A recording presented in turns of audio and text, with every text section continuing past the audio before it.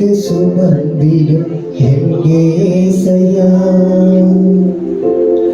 தாய் போல தேற்றி தந்தை போல ஆற்றி தோள் மீது சுமந்திடும் என் ஏசையா. உம்மை போல புரிந்து கொள்ள யாரும் இல்லையே, உம்மை போல அரவணைக்க யாரும் இல்லையே, உம்மை போல புரிந்து கொள்ள யாரும் இல்லையே, உம்மை போல அரவணைக்க யாரும் இல்லையே.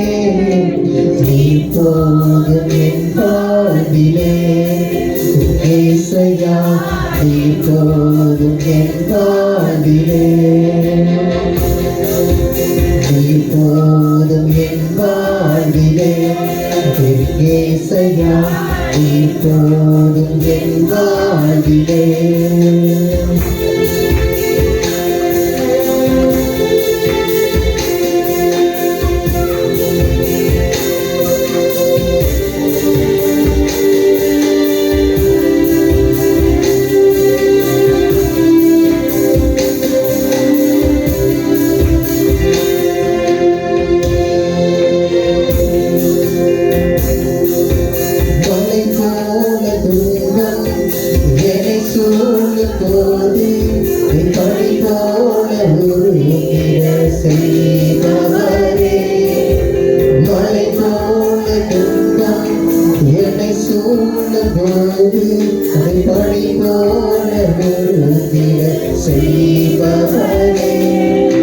கண்மணி போல் என்னை காப்பவரே, உள்ள கையில் பொறிந்தென்னை நினைப்பவரே, கண்மணி போல் என்னை காப்பவரே, உள்ள கையில் பொறிந்தென்னை.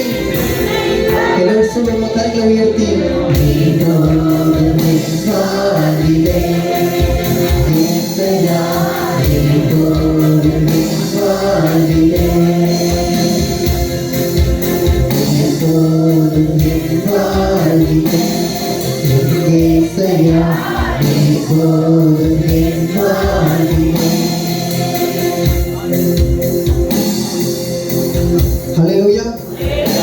ஹல்லேலூயா. கர்த்தருடைய நாமம் மகிமைப்படுவதாக. ஆண்டவராகிய இயேசு கிறிஸ்துவின் நாமத்தில் உங்கள் யாவரையும் அன்போடு நாங்கள் வரவேற்கிறோம். We greetings to you, the Lord of Savior Jesus Christ, this morning. We are so happy to have you here. நீங்கள் யாவரும் இந்த இடத்துல இருப்பதிலே நாங்கள் மிகவும் சந்தோஷம் அடைகிறோம். அது மட்டும் நான் கர்த்தருக்கு நான் நன்றி செலுத்துகிறேன். இந்த இடத்துல உங்கள் முன்பாக நிற்க வைத்த என் தேவாதி தேவனுக்கு நன்றி செலுத்துகிறேன். I thank God for making me to stand before you and testify His name. இந்த காலை நேரத்திலும் நான் உங்களுக்காக தெரிந்து கொள்ளப்பட்ட கர்த்தருடைய வார்த்தை மார்க் எழுதின சுவிசேஷம் 10ஆம் அதிகாரம் 13ஆம் வசனம். அப்பொழுது அவர்களை அவரிடத்தில் கொண்டு வந்தார்கள். கொண்டு வந்தவர்களை சீசர்கள் அதட்டினார்கள். தொடர்ந்து வாசிக்கலாம்.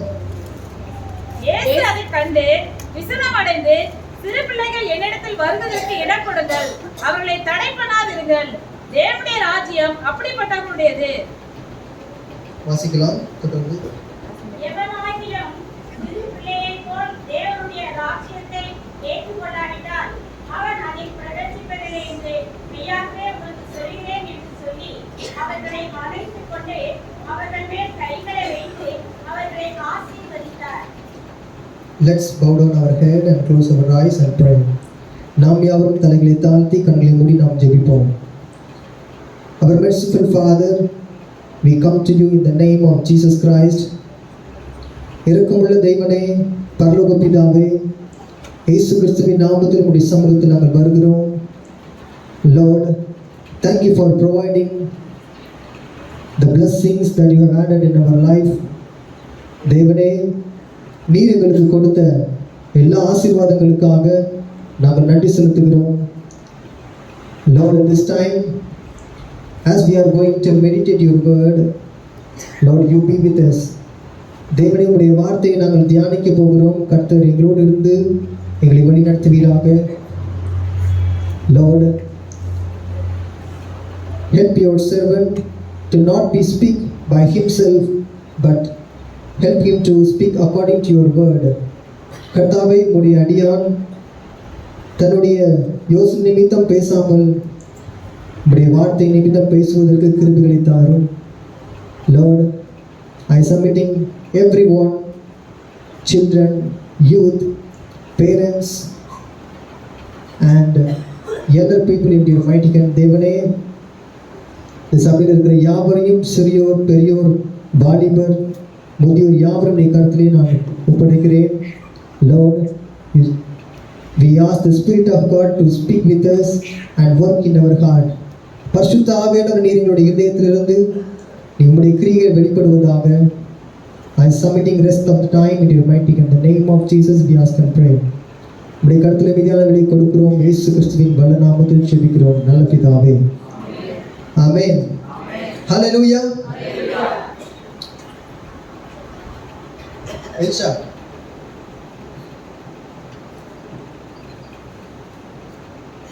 இயேசு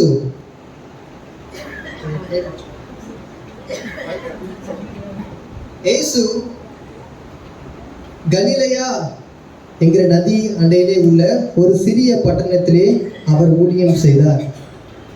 அப்பொழுது சிலர் என்ன செஞ்சாங்க? இயேசுவை okay, she is not willing, okay you can go. Okay, இயேசு அண்டையிலே சில பெற்றோர், சில மனிதர்கள் என்ன செய்யறாங்க? இயேசு அண்டையிலே பிள்ளைகளை கூட்டிக் கொண்டு வருகிறார்கள். எதற்காக? இயேசு தன்னுடைய பிள்ளையை தொட்டு ஆசீர்வதிக்கும்படியாக தன்னுடைய பிள்ளைகளை அவர்கள் கூட்டிக் கொண்டு வருகிறார்கள். அப்பொழுது இயேசு கூட இருந்த சீஷர்கள் அவர்களை பார்த்து அதட்டினார்கள், அவர்கள் தடை பண்ணினார்கள். இயேசு தடை பண்ணின சீஷர்களை பார்த்து அவர் சொன்ன காரியம், சிறு பிள்ளை என்ன செய்யுங்க இடத்துல வர விடுங்கள், தடை பண்ணாதீர்கள், ஏனென்றால் பரலோக ராஜ்யம் அப்படிப்பட்டவர்களுக்கு உடையவதாய் இருக்கிறது என்று சொன்னார். இந்த கால நேரத்திலும் நாம் வாசித்த இந்த பகுதியிலிருந்து நாம் அநேக காரியங்களை நாம் கற்றுக்கொள்ள போகிறோம். இது சிறு பிள்ளைகளுடைய ஆராதனை தான். ஆனாலும் இதிலே யார் மிகவும் அதிகமாய் பங்கு வகிக்கிறார் என்றால் பெற்றோர், சபையின் மூப்பர்கள், சபையின் போதகர், சபையின் ஊழியர்கள். ஏனென்றால் சிறுவருடைய வாழ்க்கை அது மிகவும் முக்கியமானதாக இருக்கிறது.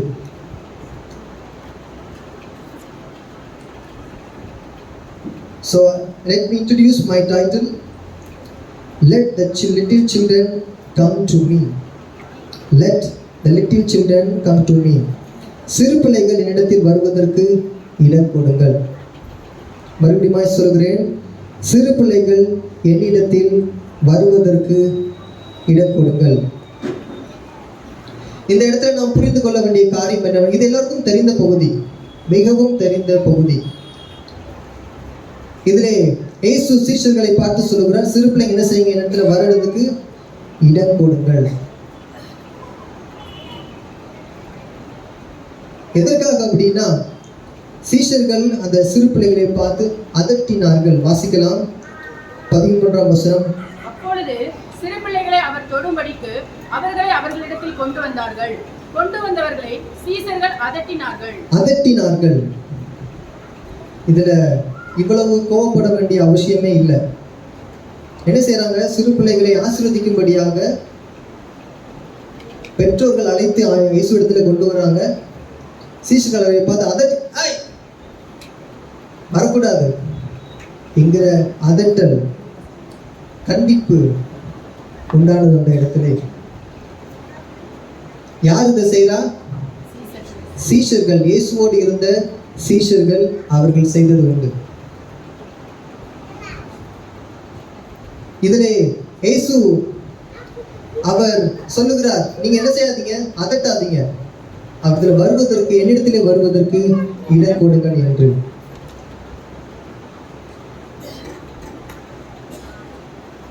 ஏனென்றால் சீஷர்கள் முழுமையாக ஆண்டவருடைய ஊழியத்தை அவர்கள் புரிந்து கொள்ளவில்லை. சீஷர்கள் அதிகமாய் அவர் யோசித்தது என்னவென்றால், இயேசு என்ன செய்யணும், பாதுகாக்கணும், யாரும் இயேசு என்ன செஞ்சிடக்கூடாது, தொற்றக்கூடாது, யாரும் இயேசு கூட அதிகமாக டைம் ஸ்பெண்ட் பண்ணிடக்கூடாது, யாரும் இயேசுவை டிஸ்டர்ப் பண்ணக்கூடாது அப்படிங்கிற முழு நோக்கத்தோடு உடையவர்கள் சீஷர்கள். அதான் இயேசுவை அரெஸ்ட் பண்ணும்போது என்ன செஞ்சிட்டாரு, பேதுரு காதை வெட்டிட்டாரு. கோவம், இயேசு என்ன செய்யக்கூடாது, யாரும் தொடக்கூடாது. அந்த அளவுக்கு என்ன செஞ்சாங்க, இயேசுவை அவர்கள் பாதுகாக்க வேண்டும் என்று அவர்கள் அதிகமாய் நினைத்தது உண்டு. ஆனா எதை மறந்துட்டாங்க, உண்மையான ஊழியத்தின் நோக்கத்தை அவர்கள் மறந்து போனார்கள். அவர்கள் சீஷர்கள் தேவனுடைய ஊழியத்தை தவறாய் புரிந்து கொண்டார்கள்.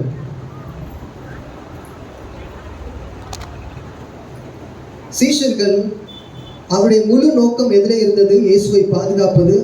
அது மட்டும் இல்லாம இயேசு கூட யாரும் தேவையில்லாம நேரத்தை செலவழிக்க கூடாது. அது மட்டும் இல்லாம இயேசு தன்னுடைய வார்த்தைகளை வாலிபர்களுக்கு, முதியோர்களுக்கு, பெற்றோர்களுக்கு, அந்த நாட்களிலே தாழ்த்தப்பட்ட ஜனங்களுக்கு, இவர்களுக்கு மட்டுமே தன்னுடைய இயேசுவின் வார்த்தை போய் சேர வேண்டும் என்ற நோக்கத்தை உடையவர்களாய் இருந்தவர்கள் சீஷர்கள். ஆனால் அவர்கள் சிறு பிள்ளைகளை அதட்டினது, சிறு பிள்ளைகளை அவர்கள் புறக்கணித்ததற்கு காரணம், அந்த காலத்துல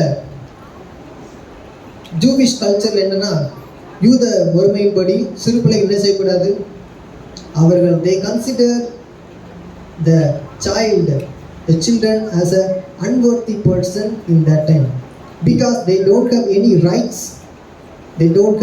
rights in their property, so they consider a child as an unworthy person.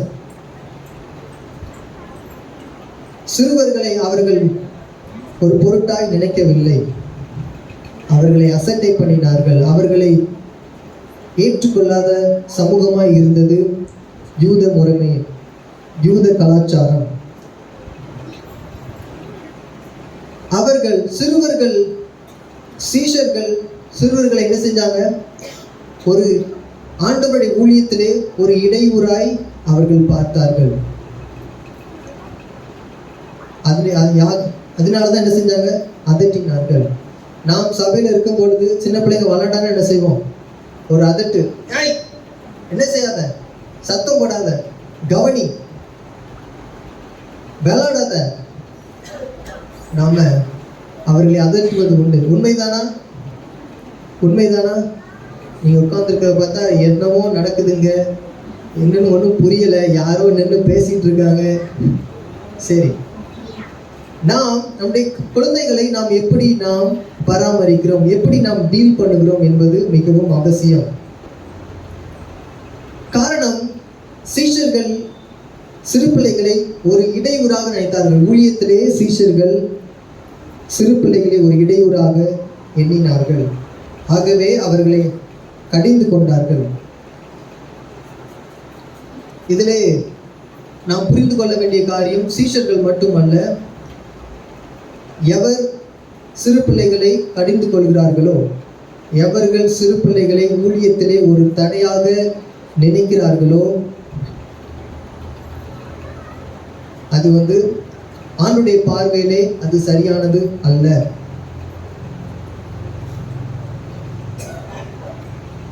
இங்கே பார்க்கிறோம், நாம் சீஷர்களின் கடிந்து கொள்ளுதலை இயேசு கடுமையாக எதிர்க்கிறார்.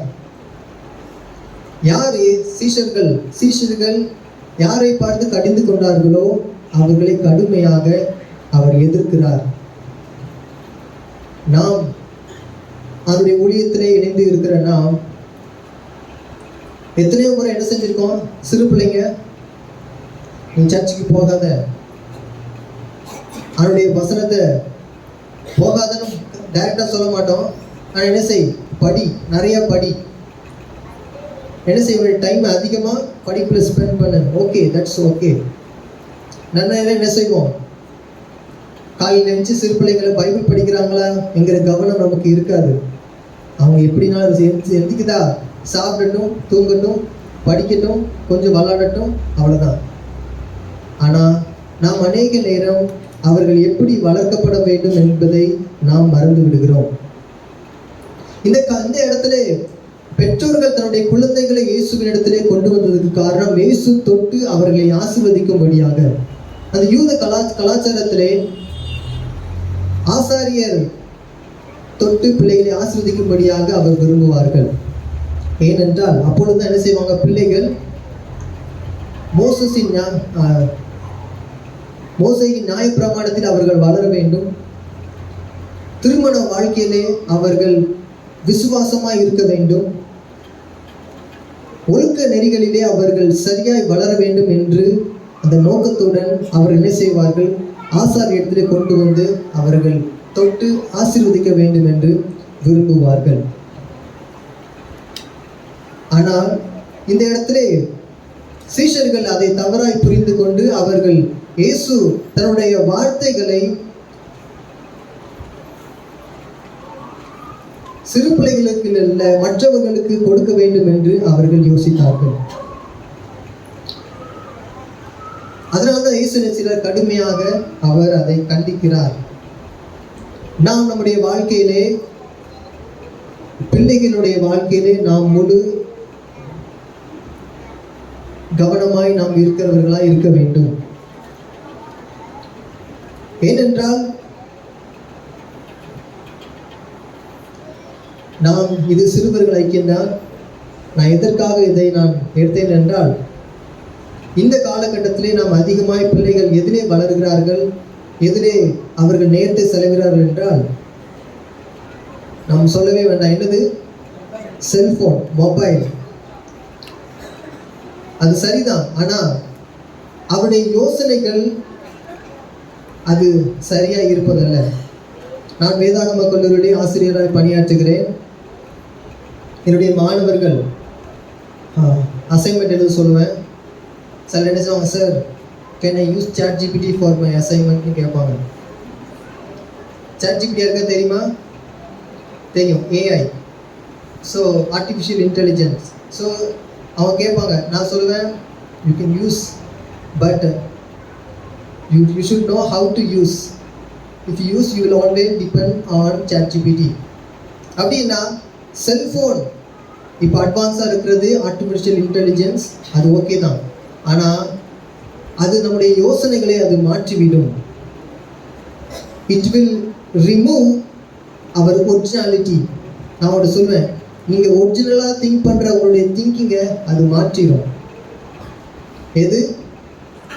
ChatGPT மாத்திரம் இல்லை, mobile. It will change your originality.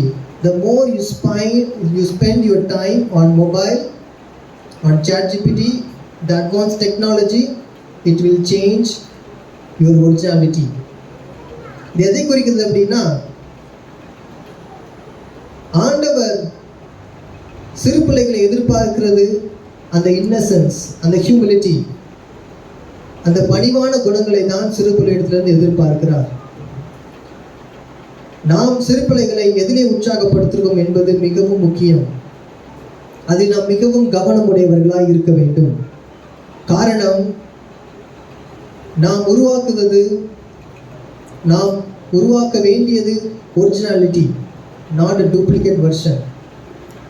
அது எதை குறிக்கிறது அப்படின்றால், அவர்கள் வேத வசனத்திலே அவர்கள் வளர்வார்கள் என்றால், அவர்கள் சத்தியத்திலே வளர்வார்கள் என்றால், அது நேர்த்தியாய் இருக்கும். காரணம், இதைத்தான் பெற்றோர்கள் அந்த காலத்தில் இருந்தவர்கள் என்ன செஞ்சாங்க? இயேசு இடத்திலே கூட்டிக் கொண்டு வருகிறார்கள், இயேசு தொட்டு ஆசீர்வதிக்கும்படியாக. ஆனால் யார் யாரெல்லாம் அதை எதிர்த்தார்களோ, எதிர்த்த சீஷர்களை இயேசு என்ன செய்கிறார்? எதிர்க்கிறார். இந்த காலை நேரத்திலும் நீங்க உங்க பிள்ளையை குறித்ததான உங்க பிள்ளை சபையிலே, கர்த்தருடைய வார்த்தையிலே, ஊழியத்திலே உங்க பிள்ளை வளர வேண்டும் என்று நீங்கள் நினைக்காம இருப்பீங்கன்னா கர்த்தர் உங்களை எதிர்க்கிறார். ஆமென், ஆமென். We should more concern about how our children are growing. நம்முடைய பிள்ளைகள் எதிலே வளர்கிறார்கள் என்று நாம் மிகவும் அக்கறை உள்ளவர்களாய் இருக்க வேண்டும். இல்லை என்றால் நாம் இயேசுவுடைய கட்டளைகளுக்கு நாம் மாறாக நாம் செயல்படுகிறோம்.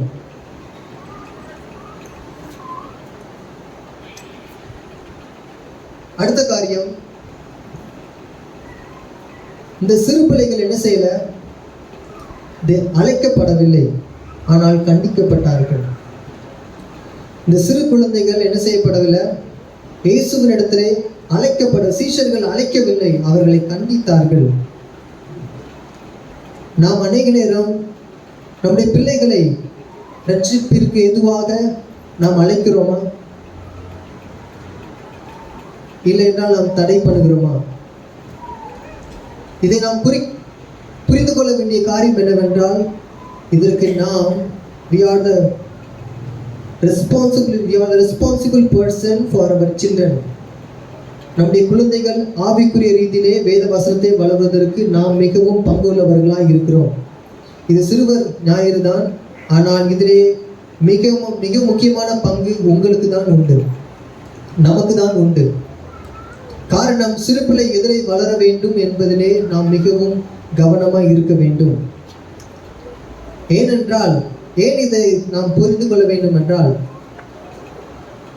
நாம் அவருடைய வாழ்க்கையிலே தேவன் இயேசு அவர்களுக்கு நம்முடைய பிள்ளைகளுக்கு ஒரு நண்பராய் நாம் அவர்களுக்கு காண்பிக்கவில்லை என்றால், பிற்காலத்திலே அவர்கள் அநேக காரியங்களை அவர்கள் எதிர்கொள்ளும் பொழுது அவர்கள் சோர்ந்து போவார்கள், பலவீனம் அடைவார்கள், அவர்கள் வீழ்ந்து போவார்கள். அநேக குழப்பமான சூழ்நிலையில எப்படி இந்த காரியங்களை மேற்கொள்ள வேண்டும் என்ற கேள்விக்குறியோடு அவர்கள் தோற்று போவார்கள். நாம் இயேசுவை அவருடைய வாழ்க்கையில ஒரு நண்பராக நாம் அவர்களுக்கு காண்பிக்க வேண்டும். அது நம்முடைய கடமையாக இருக்கிறது. ஹல்லேலூயா, ஹல்லேலூயா. இதை நாம் புரிந்து கொள்ள வேண்டிய காரியம் என்னவென்றால், ஆண்டவருடைய வார்த்தையை பிள்ளைகள் பெற்றுக்கொள்வதற்கு பிள்ளைகள் தடை அல்ல, நாம் தான் தடைகளாக இருக்கிறோம். அவர்கள் அவருடைய வசனத்திலே வளர்வதற்கு பிள்ளைகள் தடை அல்ல, நாம் தான் தடையா இருக்கிறோம். காரணம், நாம் எது செய்கிறோம்? இதை கொடுக்காம இதை கொடுக்கிறோம். வேத வசனத்தை நாம் அவர்களுக்கு கொடுக்காமல் நாம் எப்படி அவர்களை நேரத்தை செலவழிக்க வேண்டும் என்று நாம் மற்ற காரியங்களை நாம் அனுமதிக்கிறோம். ஜப்பான்ல ஒரு கல்ச்சர் என்ன அப்படின்னா, 20 வயசு வரைக்கும் இந்த பிள்ளைகள் என்ன செய்யணும், என்ன ட்ரெஸ் போடணும், எதை அவர்கள் கற்றுக்கொள்ள வேண்டும், எப்படி அவர்கள் வளர்க்கப்பட வேண்டும், அவர்கள் எந்த கல்வி நிலைகளே பயில வேண்டும், அவர்களுக்கு எது வேண்டும் வேண்டாம் அப்படிங்கிறது 20 வயசு வரைக்கும் என்ன செய்வாங்களாம்? பேரண்ட்ஸ் தான் டிசிஷன் எடுப்பாங்களாம். நம்முடைய வாழ்க்கையில் என்ன செய்கிறோம்? உங்களுடைய பிள்ளைகளுக்கு யார் டிசிஷன் எடுக்கிறா? அதனால என்ன செய்யறாங்க? ஒரு ரிசர்ச்ல சொல்றாங்க, அப்படி இருக்கிறதுனால பிள்ளைகளுக்கு எவைகளை கற்றுக்கொள்ள வேண்டும் என்கிற ஒரு டிசிப்ளின் ஒரு 20 வயசு வரைக்கும் அவங்களுக்கு ஒரு நல்ல ஃபவுண்டேஷன் கொடுக்கறதுனால அவங்க அதுக்குள்ளே அதை தொடுவதற்கு அது மிகவும் பயனுள்ளவைகளாக இருக்கிறது என்று ரிசர்ச்ல சொல்லியிருக்கிறாங்க. உலக மனிதர்களை இப்படி சொல்லும் பொழுது, கர்த்தருடைய வார்த்தையிலே நம்முடைய பிள்ளைகள் வளர்வதற்கு பிள்ளைகள் தடையல்ல, நாம் தான் தடைகளாக இருக்கிறோம். என்ன செய்யறோம்? கொஞ்ச நேரம் டிவி பாரு, நான் அந்த வெளியில போயிட்டு வரேன். கொஞ்ச நேரம் இந்த ஃபோனை யூஸ் பண்ணிட்டு தான் வந்துருந்தேன். சமையல் பண்ணிட்டு இருக்கும்போது கொஞ்ச நேரம் என்ன செய், இந்த ஃபோனை கொஞ்ச நேரம் பார்த்துட்டு இரு. எத்தனை பேர் காலையில் எந்திரிச்சோடனே பிள்ளைங்களை ஜோம் பண்ண சொல்றீங்க? மிகவும் குறைவு. நாம் இந்த விசுவாச வாழ்க்கையிலே நாம் உறுதியாய் நிற்பதற்கு வேத வசனம் தான். ஆமைதானா? ஆமைதானா? நீங்க இந்த விசுவாச பிரயாணத்துல இவ்வளவு உறுதியா இருப்பதற்கு காரணம் வேத வசனம் தான். இந்த வேத வாக்கியத்தை, இந்த ஆவிக்குரிய அனுபவத்தை அவர்களுக்கு சிறிய வயதிலே நீங்க ஊக்குவிக்கும் பொழுது அவர்கள் முதியோர் வயதில் என்ன செய்ய மாட்டாங்க, அவர்கள் அதை மறந்து போக மாட்டார்கள்.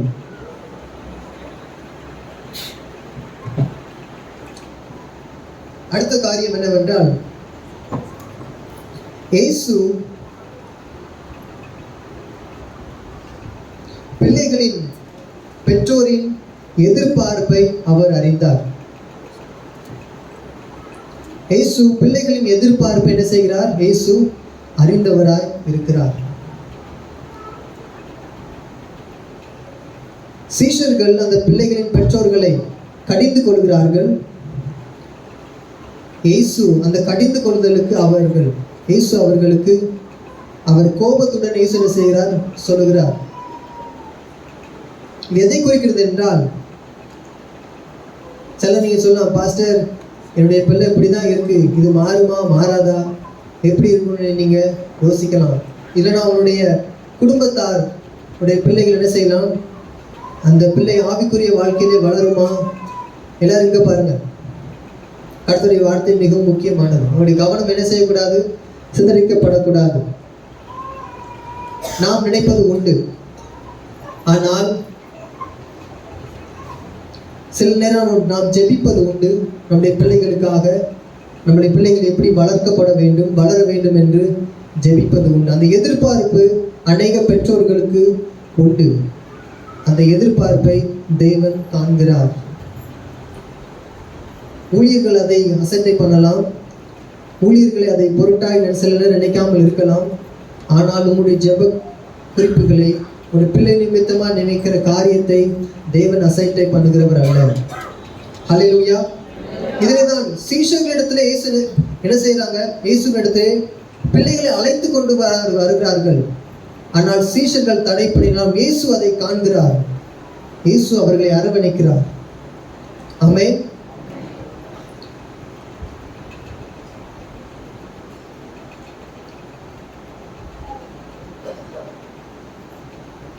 ஒருவேளை நீங்க நினைக்கலாம், உங்களுடைய பிள்ளைகளை பார்த்து நீங்கள் கவலை உங்களுடைய வாழ்க்கையில் இருக்கலாம். எப்படி என்னுடைய பிள்ளை இன்னும் ஆவிக்குரிய வாழ்க்கையிலே வளரும் என்று அநேக காரியங்கள் இருக்கலாம். ஆனால் ஜெபியுங்கள் அவர்களுக்காக. உங்களுடைய ஜெபம் ஆண்டவர் கேட்பார். உங்களுடைய பிள்ளைகளுக்காக அழுங்கள் அவருடைய சமூகத்திலே. உங்களுடைய கண்ணீரை அவர் காண்பார்.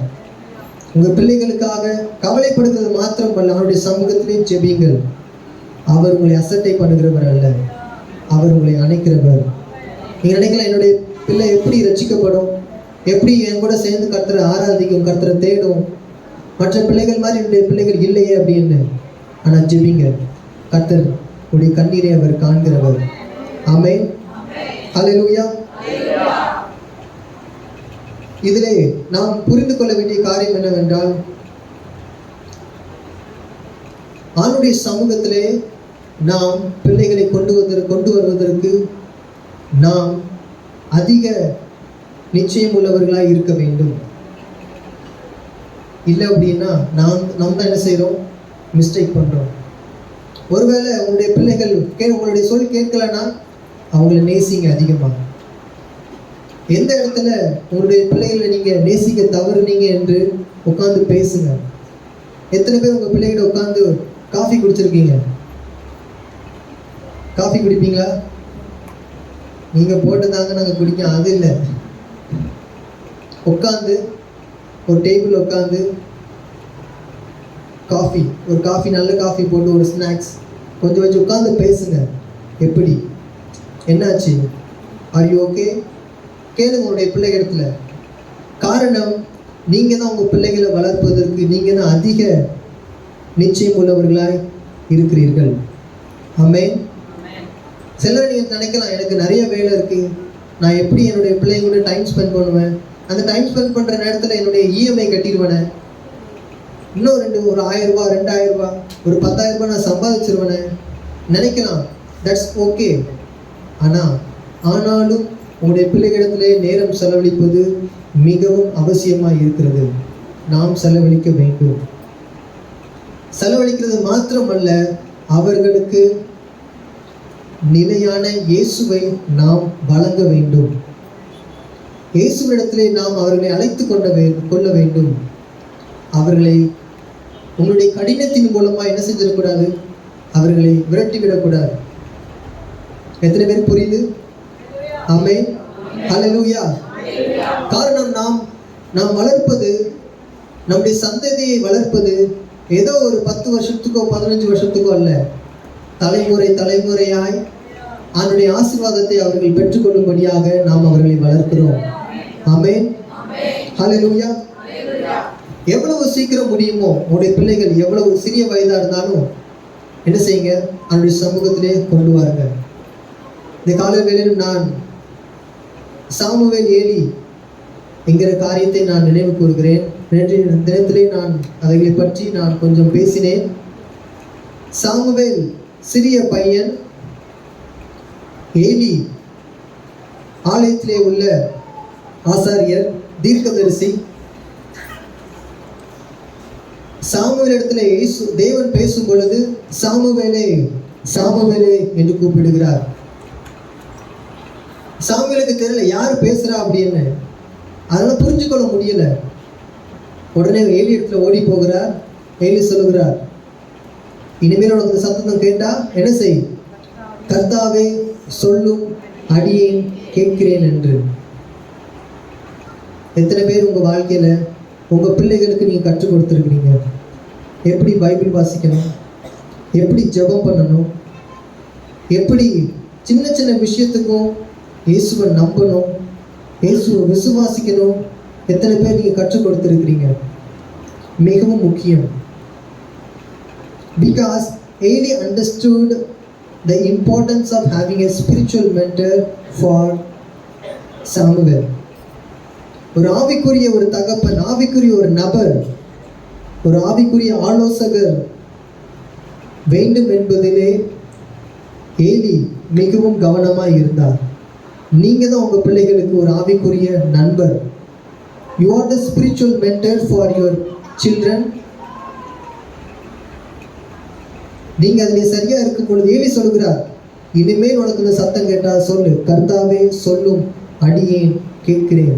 இது எதை குறிக்கிறது அப்படி என்றால், ஆண்டவர் அநேகர் நம்ம இடத்துல பேசுவது உண்டு. எத்தனை பேர் ஆண்டவரத்துல ஜெபம் பண்ணீங்க இன்னைக்கு? சும்மா கை தூக்குங்க. ஜெபம் பண்ணீங்களா? இருதய மனசுல கூட சொல்லி ஜெபம் பண்ணியிருப்பீங்க. சின்ன ஜெபம் இருந்தாலும் கை தூக்குங்க. ஜெபம் பண்ணீங்களா? சரி, எல்லாருமே கை தூக்குறீங்க. எத்தனை பேர் இடத்துல ஆண்டவர் பேசினார்? ஆண்டவர் பேசினது எத்தனை பேர் இடத்துல?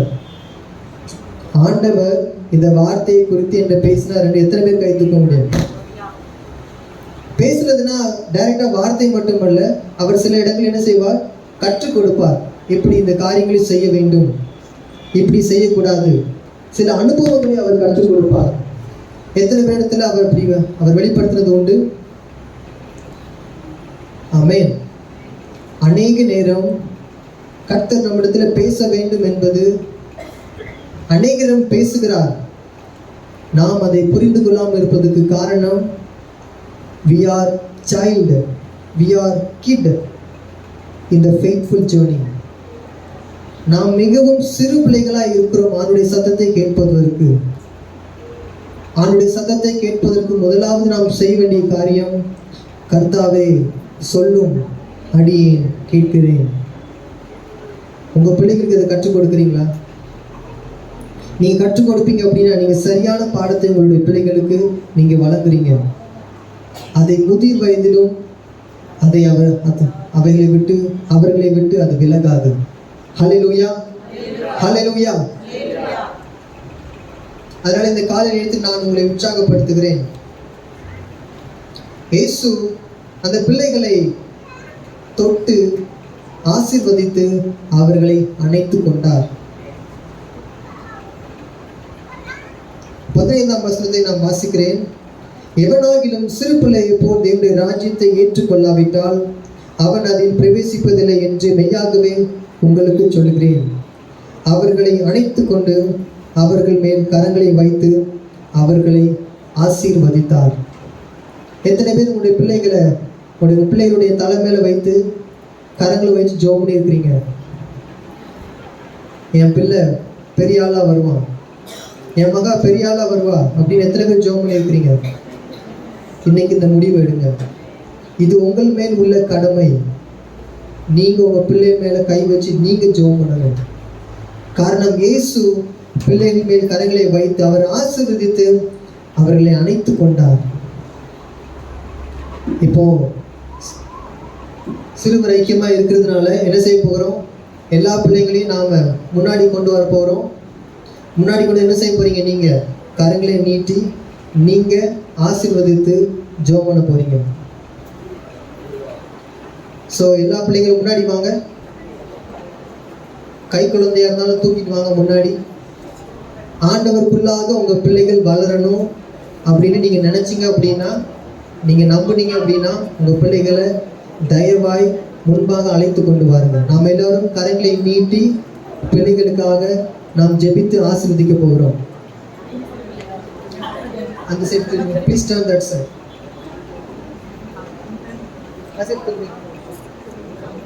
கொண்டு வாருங்க சீக்கிரம். ஜெபித்து நாம் போர்வதற்கு கையிலே நாம் மீதியான நேரத்தை நாம் கொடுப்போம்.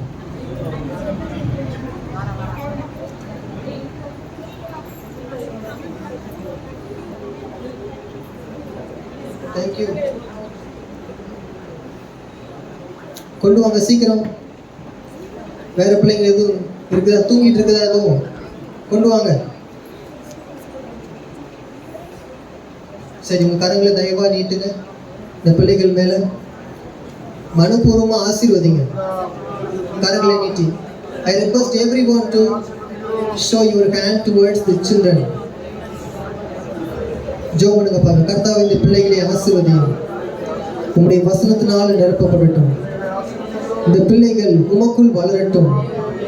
இந்த பிள்ளைகள் சாட்சியாய் வாழட்டும். இந்த பிள்ளைகள் அநேகருக்கு ஆசீர்வாதமாய் நீர் மாற்றும். இந்த பிள்ளைகள் உம்முடைய கருத்திலே கொடுக்கிறோம். உம்முடைய பாதுகாப்பு இந்த பிள்ளைகள் மேல் இருப்பதாக. அவங்க எங்க போனாலும் என்ன செஞ்சாலும் கர்த்தாவே நன்மையும் கிருபையும் இந்த பிள்ளைகள் மேல் தொடர்வதாக சொல்லி ஜெபிங்க. கர்த்தாவே, உமக்கு ஸ்தோத்திரம் அப்பா. நீர் பொறுப்படுத்திக் கொள்வீராக. கர்த்தாவே, உமக்கு ஸ்தோத்திரம் அப்பா.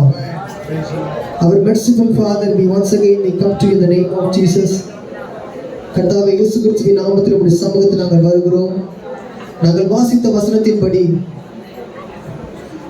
இயேசு நீர் சிறு குழந்தைகளை ஆசீர்வதித்தது போல நாங்கள் ஆசீர்வதிக்கிறோம் அப்பா. உங்களுடைய ஆசீர்வாதம் இந்த பிள்ளைகளுடைய தலைமையில் தங்குவதாக.